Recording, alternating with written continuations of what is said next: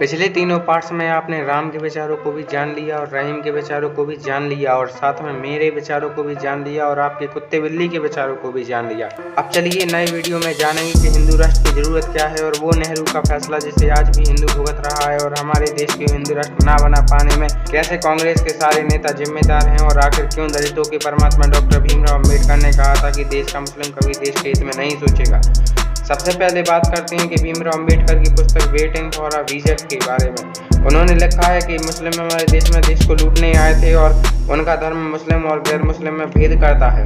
Doctor Bhimrao Ambedkar के अनुसार एक मुस्लिम शासक तब तक चैन से नहीं बैठ सकता जब तक सारी दुनिया में इस्लाम का वर्चस्व ना हो जाए।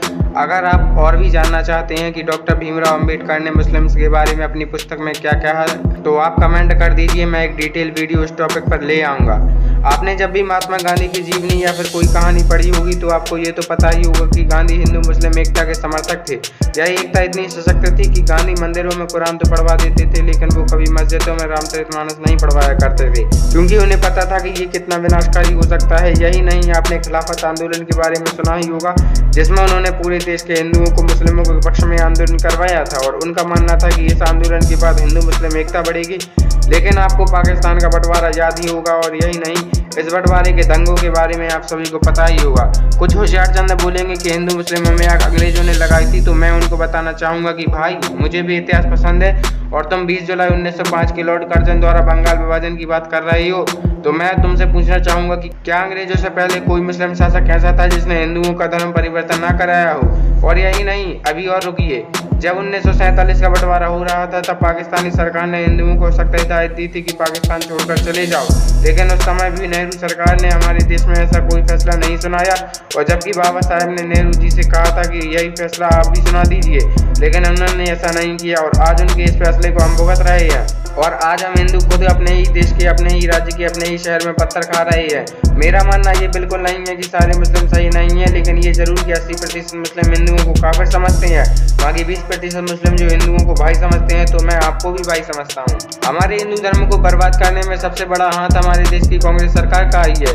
हमारे संविधान के आर्टिकल 29 और 30 के तहत भारत में रहने वाले अल्पसंख्यक लोग अपनी धार्मिक शिक्षा अपने बच्चों को दे सकते हैं, जैसे आपने मदरसों और ईसाई मिशनरियों के बारे में सुना होगा। लेकिन इस आर्टिकल के अनुसार बहुसंख्यक समाज अपने बच्चों को धार्मिक शिक्षा नहीं दे सकता और आप जानते होंगे कि बहुसंख्यक समाज हिंदू ही है। जब मुझे यह समझ नहीं आ रहा है कि एक तरफ संविधान में सभी को समानता का अधिकार है और वहीं दूसरी ओर आर्टिकल 29 और 30 के तहत हिंदू अपने बच्चों को धार्मिक शिक्षा नहीं दे सकते।